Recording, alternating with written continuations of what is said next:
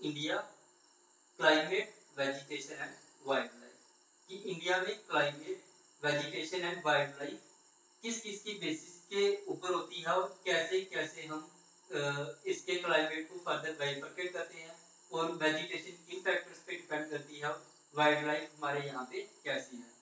तो हम स्टार्ट करेंगे क्लाइमेट से लेके, ठीक है। तो हम सबसे पहले हम डिस्कस करेंगे कि वेदर और क्लाइमेट में डिफरेंस क्या होता है। तो जैसा कि हमें पता है कि वेदर क्या आ जाएगा हमारा, डे टू डे प्रोसेस, ठीक है। Day to day in the sense कि आज हमारा क्या वेदर है, कल हम बारिश होगी या नहीं होगी, तो ये किसके अंदर आ जाएगा, वेदर के अंदर। तो क्लाइमेट क्या होता है कि क्लाइमेट होता है कि जैसे प्रोलॉन्ग टाइम से किसी भी एरिया का कोई पर्टिकुलर फीचर, जैसे अब राजस्थान में चले जाओ तो हमें पता है कि वहाँ का क्लाइमेट क्या है, काफी ज्यादा हॉट है। वैसे ही जैसे अगर आप द्रास में चले जाओ या फिर कारगिल में चले जाओ, वहाँ का क्लाइमेट हमें क्या है, हमें पता है कि वहाँ का क्लाइमेट थोड़ा कोल्ड है। तो ये थोड़ा सा डिफरेंस आ गया हमारा वेदर में और क्लाइमेट में। तो इसके बेसिस पे क्या है, सीजन्स को डिवाइड किया गया है इंडिया में। बेसिकली इंडिया में ज्यादा टाइप के सीजन होते हैं, लेकिन ये क्लासिफिकेशन जो बुक्स में दी गई है मैं उसको एज इट इज वैसे ही पढ़ा रहा हूँ। ये वाली क्लासिफिकेशन हम डिस्कस करेंगे। तो इसके अंडर हमारे 4 सीजन आएंगे मेन, ठीक है। इसमें हमारा सबसे पहले आ जाएगा कोल्ड, देन हमारा आएगा हॉट, देन आएगा south west monsoon and then season of retreating monsoon. तो सबसे पहले डिस्कस करते हैं हम विंटर को, ठीक है। तो विंटर वाले सीजन में क्या होगा, जो सन रेज होंगी नॉर्दर्न पार्ट में कम पड़ेगी, ठीक है। जब सन रेज कम पड़ रही है तो टेम्परेचर भी क्या हो जाएगा ऑटोमेटिकली उसका डाउन। तो टेम्परेचर डाउन आ जाएगा, सन रेज कम पड़ेगी, तो उस सीजन को हम क्या बोलेंगे, winter season. Similarly hot weather या फिर समर में क्या होगा कि जो सन रेज होंगी वो डायरेक्ट पड़ेगी ट्रॉपिक ऑफ कैंसर वाली साइड, ठीक है। तो नॉर्दर्न रीजन में क्या आ जाएगा, ये सन रेज ज्यादा पड़ेगी और टेम्परेचर भी बढ़ जाएगा। टेम्परेचर बढ़ जाएगा तो उसकी वजह से क्या आ जाएगा हमारा हॉट, और यहाँ पे क्या आ जाएगी कोल्डनेस हो जाएगी। अब हमारे पास तीसरा सीजन आता है साउथ वेस्ट सीजन। इस पार्ट को मैंने आपसे ऑलरेडी पहले डिस्कस कर लिया, इसलिए मैं आपको थोड़ा सी ओवरव्यू में दे रहा हूँ। अगर आपने फिर से रिवाइज करना है उस चीज को तो ऐसे होगा कि ये हमारा सन आ जाएगा, ये हमारी अर्थ आ जाएगी, ठीक है। तो यहाँ से सन की रेज आ रही है हमारी, तो सन की रेज जो है ऐसे, तो इसके ऊपर अगर जो सन की रेज यहाँ पे डायरेक्ट नहीं पड़ रही है तो यहाँ पे इस टाइप पे क्या होगा, विंटर सीजन, विंटर सीजन। क्योंकि यहाँ पे जो साउदर्न हेमिस्फीयर है, साउदर्न हेमिस्फीयर जो है वो ज्यादा टिल्ट हुआ है इसकी साइड, सन की साइड, ठीक है। तो इसी तरह हमने फर्दर इस साइड अगर इसको मूव करेंगे तो वैसे वैसे हम फर्दर डिस्कशन होते जाएंगे इसकी, ठीक है। ये आगे हमारा सीजन्स के रिगार्डिंग। अब हम क्या करेंगे, साउथ वेस्ट या फिर मानसून के बारे में पढ़ेंगे। साउथ वेस्ट या मानसून इसको क्यों बोलते हैं, डायरेक्शन पे डिपेंड करता है। ये हमारी आ जाएगी साउथ डायरेक्शन, ये आ जाएगी हमारी वेस्ट, ठीक है। यहाँ से मूव कर रहा है साउथ वेस्ट, साउथ में हमारा क्या आ जाएगा, अरेबियन सी। अरेबियन सी से क्या कर रही है, विंड्स उठ रही है, और विंड्स क्या कर रही है, यहाँ से मूव करती जा रही है कहाँ की तरफ, वेस्ट पार्ट की तरफ, मतलब कि वेस्ट इंडिया की तरफ। तो ये जो विंड्स होंगी, विंड्स अपने साथ क्या ला रही है, मॉइस्चर, ठीक है, मॉइस्चर। और जैसे ही ये विंड्स माउंटेन्स के साथ टकराएंगी और जो वाटर वेपर्स होंगे वो भारी हो जाएंगे और हैवी हो जाएंगे, तो वो क्या करेंगे, रेन की फॉर्म में अर्थ सरफेस पे गिरेंगे, ठीक। ये हो गया हमारा साउथ वेस्ट मानसून या फिर रेनी मानसून का कंसेप्ट। अब सीजन ऑफ रिट्रीटिंग मानसून, कि अब यहाँ तक मानसून आ गई है, रिट्रीट कर रहे हैं हम, उसको वापस भेज रहे हैं, ठीक है। तो यहाँ से क्या आ जाएगा, यहाँ से हम जो भी हमारी मानसून आई थी यहाँ से विंड्स आएगी, यहाँ मूव करेंगे अब अपोजिट डायरेक्शन में साउदर्न की तरफ, और ये बे ऑफ बंगाल की तरफ जाएंगी। तो इस टाइम पे क्या होता है कि जो हमारी साउदर्न स्टेट्स होंगी वो करेंगी रिसीव रेनफॉल। साउदर्न स्टेट्स जैसे तमिलनाडु वगैरह वो क्या कर रही है, रिसीव कर रही है रेनफॉल साउदर्न मोस्ट वाली स्टेट्स। ये हमारा हो गया वेदर और क्लाइमेट के रिगार्डिंग थोड़ा सा जनरल ओवरव्यू।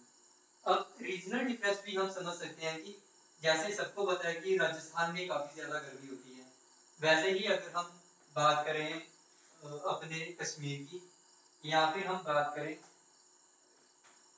कारगिल रीजन की, लद्दाख रीजन की, तो उस रीजन में क्या होगा, काफी ज्यादा स्नो पड़ती है।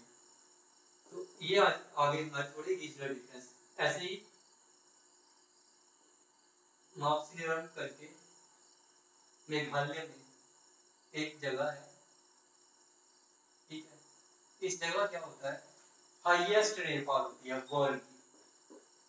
वर्ल्ड हाईएस्ट रेनफॉल इस रीजन में होती है, मेघालय में, ठीक है। तो मेघालय के रीजन में तो ये क्या है, वेटेस्ट प्लेस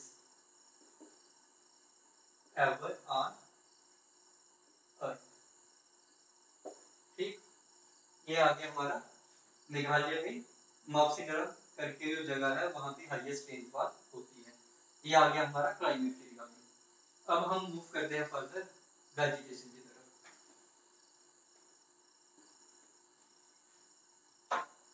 तो वेजिटेशन में यहाँ ऑलमोस्ट श्रब से लेके शुरू होंगे हमारे, ठीक है, श्रब्स होगी, फिर यंग ट्रीज होंगे,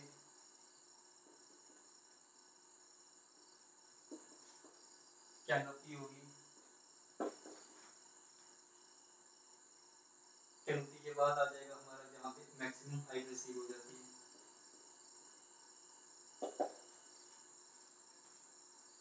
ठीक है। ये आ गए हमारे श्रब्स, यंग ट्रीज, कैनोपी, और ये आ जाएगी हमारी मैक्सिमम हाइट या फिर इसको हम एमर्जेंट लेयर भी बोलते हैं। इस टाइप की वेजिटेशन को यहाँ पे डिस्कस किया गया है। वेजिटेशन के बाद अगर हम मूव करें वाइल्ड लाइफ की तरफ, वाइल्ड लाइफ में क्या आ जाएगा हमारा, वाइल्ड लाइफ में आ जाएंगे, डिस्ट्रीब्यूशन दिया है उन्होंने कि एनिमल्स कौन कौन से कहाँ पे रहते हैं। जैसे गुजरात में आ जाएगा हमारा एशियाटिक लायंस, ठीक है, फिर टाइगर्स आते हैं बंगाल में, असम में आ जाएंगे हमारे एलिफेंट्स, या फिर साउदर्न स्टेट्स में क्या आ जाएंगे हमारे एलिफेंट्स। सिमिलरली और भी जो एनिमल्स हैं वो डिस्ट्रीब्यूट किए गए हैं ऑल ओवर, जैसे जैकल्स हो गए, और जितने भी एनिमल्स हैं या स्पीसीज हैं वाइल्ड लाइफ की, मैमल्स आ गए, उसमें स्नेक्स वगैरह आ जाएंगे, रेप्टाइल्स आ जाएंगे, हर एक चीज जो डिस्कस की गई है वो किसमें की गई है, वाइल्ड लाइफ के अंदर। अब इसमें स्नेक्स जैसे इंडिया में पॉपुलर बता दें, कोबरा एंड क्रेट, ये जो है स्पीसीज है स्नेक्स की, ठीक है, ये आ गई इसकी। अब इसके बाद क्या आ जाएगा हमारे पास बर्ड्स के बारे में। जैसे हमारा नेशनल एनिमल और बर्ड सबको पता ही है, टाइगर एंड पीकॉक रिस्पेक्टिवली। तो ऐसे ही हमारे कुछ बर्ड्स क्या होते हैं, माइग्रेटरी बर्ड्स होते हैं। माइग्रेटरी बर्ड्स क्या होते हैं कि वो सीजन के अकॉर्डिंग मूव करते हैं और वो इंडिया में आते हैं। सबसे छोटा जो बर्ड है, जो माइग्रेटरी बर्ड है, वो है लिटिल स्टिंक। वेट इसका अप्रोक्सीमेटली 15 ग्राम के अराउंड होगा, और ये 8000 किलोमीटर डिस्टेंस कवर करते हैं। आर्कटिक रीजन से आता है एवरी ईयर इंडिया में, ठीक। ये आ जाएगा। इसी तरह फ्लैमिंगो एक्स्ट्रा एक्सेट्रा आ जाएंगे इसमें, जो है हमारे माइग्रेटरी बर्ड्स। अब क्या किया गया है कि अब रिसेंट टाइम्स में देखा गया है कि कुछ एनिमल्स जो है हमारे वो एक्सटिंक्शन की कगार पे पहुंच गए हैं, एक्सटिंक्ट होने वाले हैं, ठीक है। जैसा कि हमें पता है कि नेचर जो है वो बैलेंस है बिल्कुल, एनिमल्स हो, वाइल्ड एनिमल्स, ह्यूमंस, या फिर हमारे ट्रीज हो, प्लांट्स, ओशियंस, हर एक में जो है वो बिल्कुल साइकिल बना हुआ है। और अगर किसी भी चीज में एक भी चीज कम हो जाएगी तो हम हमारा जो साइकिल होगा वो इम्बैलेंस हो जाएगा। तो इनकी एक्सटिंक्शन को रोकने के लिए काफी सारे wild life sanctuaries wild life sanctuaries आ गई, ठीक है, बायोस्फीयर रिजर्व्स आ गए, बायोस्फीयर रिजर्व्स आ गए। तो ये सारी चीजें जो है इन्होंने बनाई गई है कि ताकि एनिमल्स को एक्सटिंक्ट होने से रोका जाए।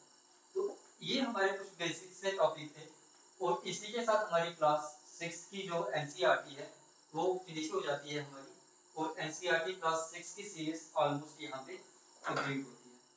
तो आपके लिए 2 इम्पोर्टेंट क्वेश्चंस जो आपको देखोगे वो कौन कौन से हैं। सबसे पहले आपने देखा है कि हमने वेजिटेशन की बात की वन महोत्सव में, ठीक है, वन महोत्सव डे कब सेलिब्रेट किया जाता है, ठीक। ऐसे ही एनिमल्स के लिए एक डे होता है, एनिमल प्रोटेक्शन के लिए या वाइल्ड लाइफ के लिए, ये वाला डे कौन सा है और कब सेलिब्रेट होता है, आपने ये दोनों खुद से देखने हैं।